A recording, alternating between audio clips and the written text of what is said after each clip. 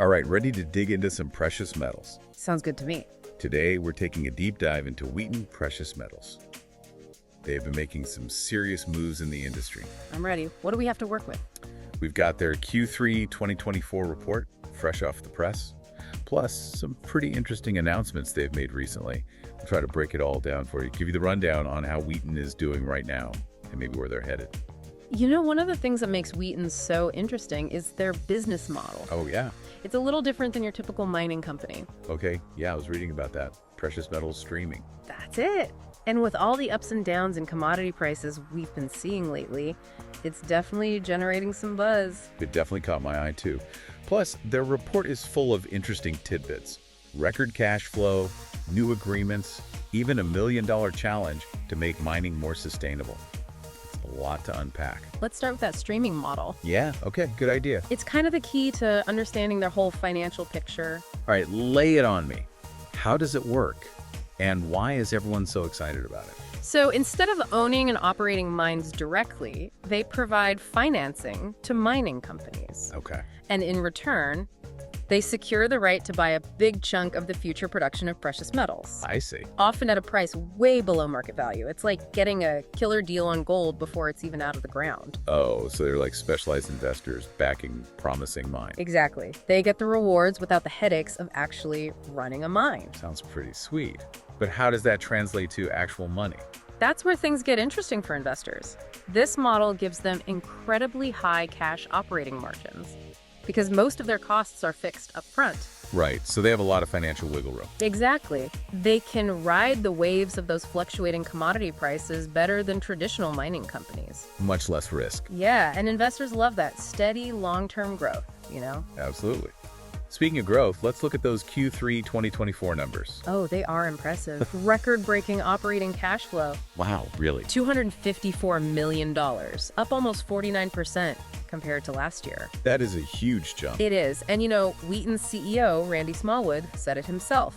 He attributed it directly to their ability to leverage rising commodity prices. Like we were just talking about. Their model is doing exactly what it's supposed to. It really is. And on top of that, their cash balance is super healthy, $694 million and zero debt. Plus, they just announced a quarterly dividend of 15.5 cents a share. Those are great signs for investors. They're in a really strong financial position.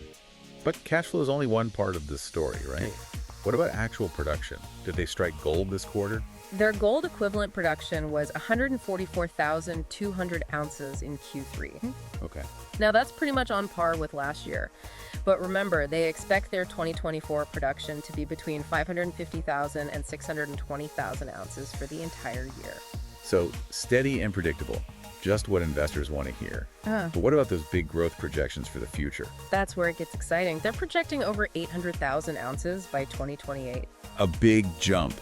Are those new streaming agreements part of that plan? Absolutely. They're a big piece of the puzzle. All right, tell me more about those. What makes them so special? Well, both of them were announced after the end of Q3. Oh, really? So these numbers we've been talking about, they don't even include that potential growth yet. Interesting. Okay, so what's the first one? First, we have the Koné Gold Project in Côte d'Ivoire. Côte d'Ivoire. That's new territory for them, isn't it? It is. They're going global. And once this project is up and running, it's expected to really boost their production in the near future. So a strategic move into a brand new region.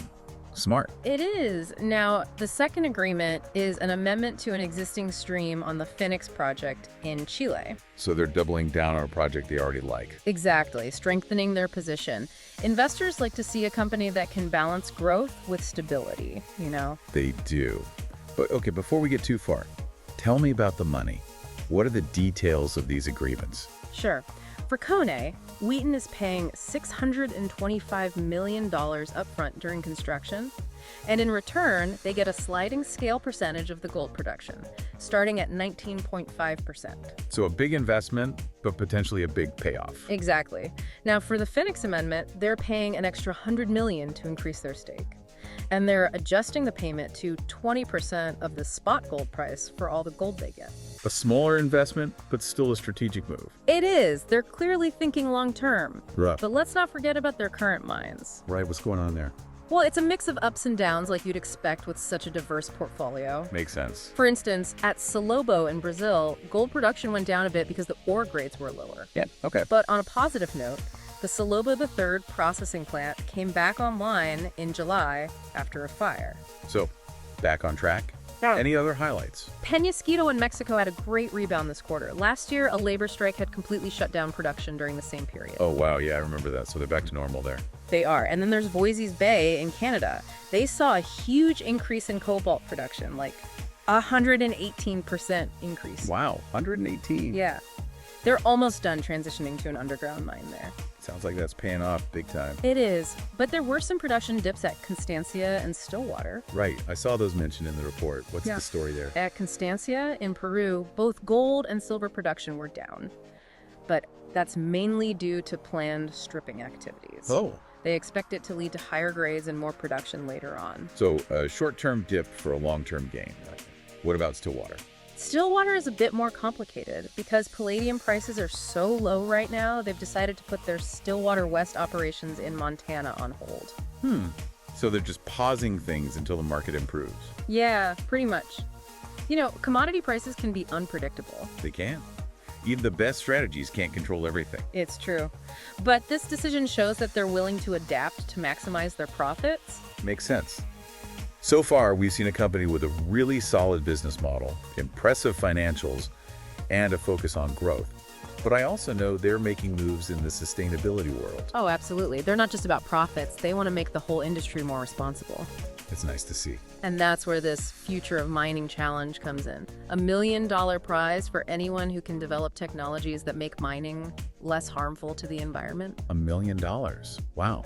What kind of technologies are they looking for? Things that can reduce greenhouse gas emissions from all parts of mining. I see. Better energy efficiency, using renewable energy, smarter waste management, that kind of thing. So they're not just trying to clean up their own act. They're trying to push the whole industry forward. Exactly. And that appeals to a lot of investors these days. People want to invest in companies that share their values. Right. And companies with a strong commitment to ESG, environmental, social, and governance factors, they're often seen as less risky investments. How do you think those sustainability efforts will affect their bottom line in the long run? It's a great question. You know, it's easy to focus on the upfront costs, reducing emissions, better water management, community engagement, all that stuff. Yeah. But it seems like those efforts are becoming more and more important for a company's long-term success. Absolutely. Investors are definitely starting to pay attention. Oh, yeah. Big time. More and more investors, both big funds and individuals, are looking for companies that prioritize ESG. It's not just about profits anymore. Right, it's about values, investing in a better future. Exactly. And Wheaton is ahead of the curve on this. They're anticipating what the market wants. They are. It seems like investors are getting more discerning, looking beyond just the numbers. They are. They want to know what kind of impact a company is having on the world. And companies with good ESG ratings are often seen as less risky. Less risky. They're also more likely to attract and keep good employees. All of that adds up to a more valuable company in the long run. So it's a win-win. They're doing good for the world and good for their business at the same time. Exactly. But let's get back to those numbers for a minute. We talked about cash flow and production, but what about revenue and earnings? Yeah, good point. Yeah. What did those look like in Q3? Their revenue was $308 million for the quarter, a 38% increase from last year. Whoa, that's huge. That streaming model is really paying off. It is. And their net earnings were $155 million, up 33% from last year. Okay, so revenue and earnings are both way up. But what about their expenses? Did they manage to control those? Their average cash costs actually went down a bit compared to last year, $437 per gold equivalent ounce. Really? That's impressive. It's not easy to keep costs down when everything else is going up. It's not. Shows you how efficient they are. Absolutely. So what's the bottom line? How profitable were they? Their cash operating margin was $2,075 per gold equivalent ounce sold. That's a 34% increase from last year. Wow. No wonder investors are excited about Wheaton. Right. They've got a great balance sheet, no debt, tons of cash, and they're really good at generating cash flow. It's like they've built a fortress. And those new streaming agreements, those give them even more room to grow. They do, and they're forecasting a huge jump in production by 2028. More production, more revenue, more earnings. So they've got a great business model, they're making money, they're growing, and they're committed to sustainability. Sounds like they've got it all figured out. They're definitely doing a lot of things right, but remember, no investment is without risk. Oh, of course not. What are some of the things that could trip them up? Well, the mining industry is very cyclical. Commodity prices can go up and down quickly. If gold or silver prices take a dive, that could hurt their profits. Right, even with their fixed costs, they can't escape the market completely. What else? Geopolitical risks, things happening in different countries.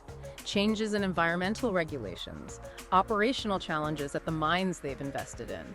There are always things that could go wrong. So diversification is important. Exactly. Spreading your bets. And Wheaton is doing that by investing in different regions and different projects. Smart move. It's a good reminder that you always have to do your research before investing. Absolutely. But all things considered, Wheaton looks like a very strong company. I agree. They're well managed, they're forward-thinking, and they're in an industry that's expected to grow a lot in the coming years. Couldn't have said it better myself. But let's talk a little more about those ESG principles. It's clear that Wheaton is serious about sustainability, but how much of an impact do you think that will have on their profits in the long run? That's a tough one. But there's more and more evidence showing that companies with strong ESG performance tend to do better over time. Right. Sustainability isn't just the right thing to do, it's also good business. I think we're seeing a real change in how businesses think about these things. Definitely. And Wheaton is at the forefront of that change. Look at their Future of Mining challenge. They're investing in sustainable technologies, not just for themselves, but for the whole industry. That's pretty cool. They're trying to raise the bar for everyone. Exactly. It's about collaboration, working together to find solutions. And that's what more and more companies are starting to do. It's good to see. Wheaton is proving that you can be successful and responsible at the same time. That conversation about ESG really got me thinking. Me too. It's amazing how sustainability is becoming such a big part of a company's financial success these days. It's not just a nice to have anymore, it's essential. Totally. But let's zoom out for a second. Okay. We've talked about Wheaton's performance and their plans. Right. But what about the big picture? What's happening in the world of precious metals overall? How will that affect a company like Wheaton in the long run? That's a good question. We talked about those new streaming agreements and their growth projections, but what's driving the demand for gold and silver in the first place? Right. Well, technology is a huge factor. Technology. Gold and silver are used in so many cutting-edge technologies. Electronics, solar panels, medical devices, you name it. Oh, absolutely. It's hard to imagine those industries slowing down anytime soon. Exactly. And as technology keeps advancing, the demand for precious metals will only increase. Makes sense. And then there's the whole shift towards renewable energy. Like solar power. Exactly. Silver is crucial for making solar panels. As the world moves towards cleaner energy, we'll need more and more silver. So Wheaton is in a good spot with their focus on silver streaming. Definitely. And don't forget about population growth. Oh, right. More people, more demand for everything. More people need more stuff, more houses, more cars, more phones. And all that stuff requires resources, including precious metals. So it's like a chain reaction. But doesn't all this demand raise concerns about the environmental impact of mining? It does. It's a tough balance. We need these metals, but we also need to protect the planet. Companies like Wheaton have a big role to play here. They're the ones investing in sustainable technologies and trying to find better ways to do things. It seems like the future of precious metals is tied to the future of sustainability.